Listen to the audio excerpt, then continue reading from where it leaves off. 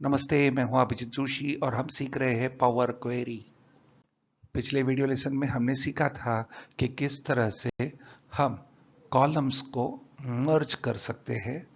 इस video lesson में हम सीखेंगे कि हम एक कॉलम को अनेक कॉलम्स में किस तरह से स्प्लिट कर सकते हैं। यह एक माइक्रोसॉफ्ट एक्सेल की वर्कशीट है जिसका नाम है टेक्स्ट स्प्लिट डॉट एक्सएलएस और उसके शीट 1 में ये डेटा है जहाँ ये फुल नेम है और सेमेस्टर 1 सेमेस्टर 2 के मार्क्स हैं। हमें इस कॉलम को स्प्लिट करना है। मिस्टर ये होना चाहिए टाइटल में, अभिजीत फर्स्ट नेम में और जोशी सेकंड नेम में। इस तरह से ये पूरे कॉलम्स को 3 कॉलम्स में हमें स्प्लिट करना है। पिछले वीडियो में हमने पावर क्वेरी का उपयोग करते हुए यह फाइल को प्रोसेस किया था, पर उसे पावर क्वेरी से प्रोसेस करने के बाद डाला था फिर से इसी एक्सेल फाइल में। पर इस बार हम ये फाइल करेंगे क्लोज। तो हमारी ये टेक्स्ट स्प्लिट फाइल है इस फोल्डर में। अब हम माइक्रोसॉफ्ट एक्सेल चालू करेंगे और ब्लैंक वर्कबुक लेंगे।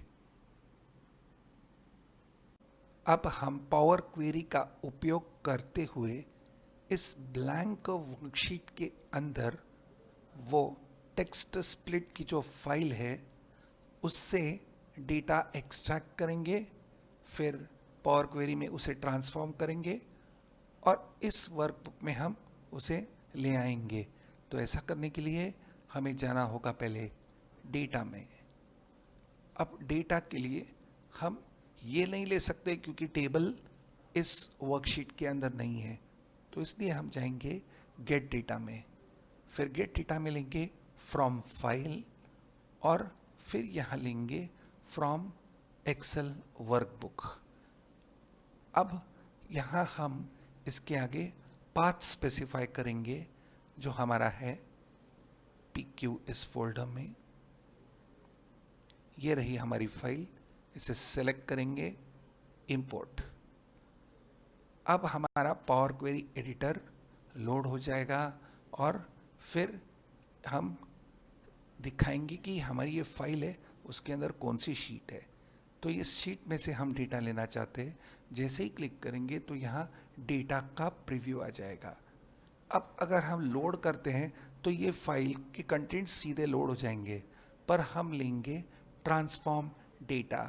तो पावर क्वेरी एडिटर ओपन हो जाएगा और ये डेटा इसके अंदर अब आ जाएगा। तो ये सेम 1 के मार्क्स है, सेम 2 के मार्क्स है। ऑटोमेटिकली ये नंबर्स हो गए। आप देख सकते हैं कि यहाँ कुछ स्टेप्स हुए चेंज टाइप, यानी इन दोनों को ऑटोमेटिकली पावर क्वेरी ने नंबर्स कर दिया। प्रमोट हेडर्स, इसका मतलब है जो पहला रिकॉर्ड था उसको अपने आप हेडर बनाया गया, first name semester 1 end semester 2, जो उस एक्सेल फाइल के पहले रो थे। तो अब हमें इस कॉलम को स्प्लिट करना है। MR डॉट या MRS या DR डॉक्टर के बाद में एक स्पेस है, फिर फर्स्ट नेम है, फिर स्पेस है।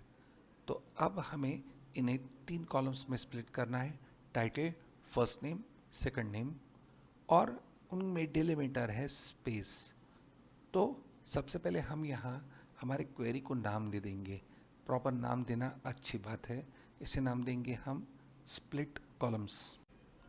तो कॉलम को स्प्लिट करने के लिए हम जाएंगे ट्रांसफॉर्म में।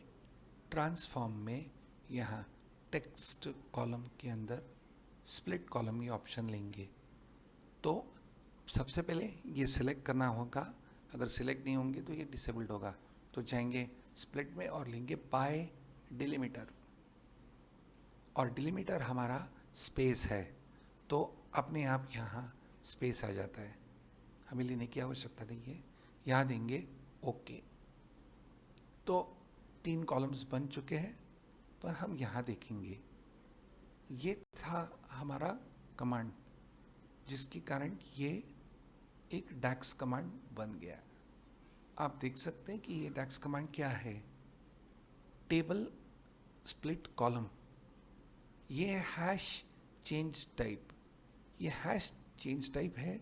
इसके पहले की स्टेप आप देखेंगे ये चेंज टाइप है, और जब हम चेंज टाइप में देखेंगे तो उसके पहले की स्टेप है हैश प्रॉम्प्टेड हेडर्स।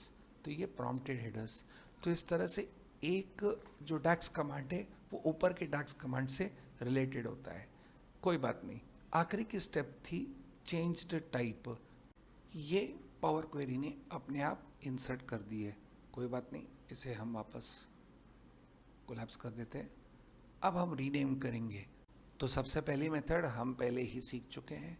यहाँ आके डबल क्लिक करेंगे और नेम टाइप करेंगे टाइटल। टाइप करने के बाद देंगे एंटर, फिर कीबोर्ड पे दबाएंगे राइट एरो की। अब यहाँ हम F2 दबा सकते हैं। एक्सेल में एडिट के लिए F2 शॉर्टकट की है। यहाँ भी हम कॉलम पे आके F2 दबा सकते हैं। यहाँ टाइप करेंगे फर्स्ट नेम और देंगे एंटर। अब तीसरे कॉलम के लिए हम यहाँ आएंगे कॉलम के हेडर पे और देंगे राइट क्लिक। राइट क्लिक करके यहाँ नीचे है रीनेम और यहाँ टाइप करेंगे सेकंड नेम और अब यहाँ देंगे एंटर। अब ये डेटा हम लोड करेंगे। इस बार हम क्लोज एंड लोड पे नहीं क्लिक करेंगे और यहाँ नीचे ड्रॉप डाउन पे क्लिक करेंगे और लेंगे क्लोज एंड लोड टू। तो ऐसा करने से एक डायलॉग बॉक्स ओपन होगा और यहाँ इंपोर्ट डेटा के ऑप्शंस आएंगे। पहले बाय डिफॉल्ट टेबल है, तो इस हमारे ब्लैंक वर्कशीट में एक टेबल बन जाएगा। दूसरा ऑप्शन है पाइवोट टेबल रिपोर्ट। हम इस बनाए हुए डेटा को सीधा एक पाइवोट टेबल के कैश में यानी पाइवोट टेबल के डेटा करके इसका उपयोग कर सकते हैं, या सीधा इसका पाइवोट चार्ट बना सकते हैं। फिर चौथा ऑप्शन है only create a connection. File पहले वाली जो डेटा की फाइल है और ये फाइल में कनेक्शन बनेगा, डेटा लोड नहीं होगा। ये इसके बारे में हम आगे सीखेंगे। और यहाँ एक चेकबॉक्स है add this data to the data model. यह एक डेटा मॉडल है, तो ऐसे अनेक डेटा मॉडल्स हो सकते हैं जो काम में आते हैं एक डेटा वेयरहाउस बनाने के लिए। डेटा वेयरहाउस यानी एक ऐसा एरिया जहां डेटा टेम्परली स्टोर किया जाता है और उस डेटा जो वेयरहाउस है उसमें से हम डेटा एक्सट्रैक्ट करके रिपोर्ट्स बना सकते हैं। तो अगर वो हमें करना है तो यहाँ टिक करेंगे। पर अब हमें केवल टेबल ही चाहिए तो इसे टेबल ही रखेंगे। यहाँ बाय डिफॉल्ट न्यू वर्कशीट है, तो अपने आप यहाँ शीट 2 बन जाएगी और ये डेटा लोड होगा। पर हम डेटा इसी शीट यानी शीट 1 में ही लेना चाहते हैं, इसलिए हम यहाँ क्लिक करेंगे। हमारा कर्सर सेल A1 में था, इसलिए यहाँ अपने आप A1 दिख रहा है। हम माउस से यहाँ B2 पे क्लिक करेंगे क्योंकि हम लोड करना चाहते हैं B2 इस सेल से। फिर देंगे ओके। तो जैसे ही हम ओके दबाएंगे यहाँ डेटा आ जाएगा सेल B2 से, और यहाँ हम देख सकते हैं हमारी क्वेरी स्प्लिट कॉलम और जिसके अंदर 10 रोज है। तो अब हमें पता ही है कि माइक्रोसॉफ्ट क्वेरी ये एक एक्सेल का ही भाग है। उसी प्रकार से पावर बीआई में भी माइक्रोसॉफ्ट क्वेरी है। तो अब यही एक्सरसाइज जो कॉलम स्प्लिट करने की हमने की थी, इसे करेंगे पावर बीआई में। तो हम अब हमारी मशीन पे स्टार्ट देंगे और यह है power BI for desktop. Click करेंगे। थोड़ा टाइम लेता है पावर बीआई शुरू होने के लिए। तो ये ओपनिंग स्क्रीन आ गया, इसे कर देंगे क्लोज। अब हम यहाँ से import data from Excel click कर सकते हैं, क्योंकि अब पावर बीआई में हम एक्सेल का डेटा लाना चाहते हैं। या हम क्लिक कर सकते हैं एक्सेल वर्कबुक, या क्लिक कर सकते हैं गेट डेटा। तो पावर बीआई में अलग अलग सोर्सेस से आप डेटा ले सकते हैं। इन टोटल 100 से भी ज़्यादा अलग अलग सोर्सेस है जहाँ से हम डेटा पावर बीआई में लेके आ सकते हैं। काफ़ी बड़ी लिस्ट है, इसे लोड करने के लिए भी टाइम लग रहा है।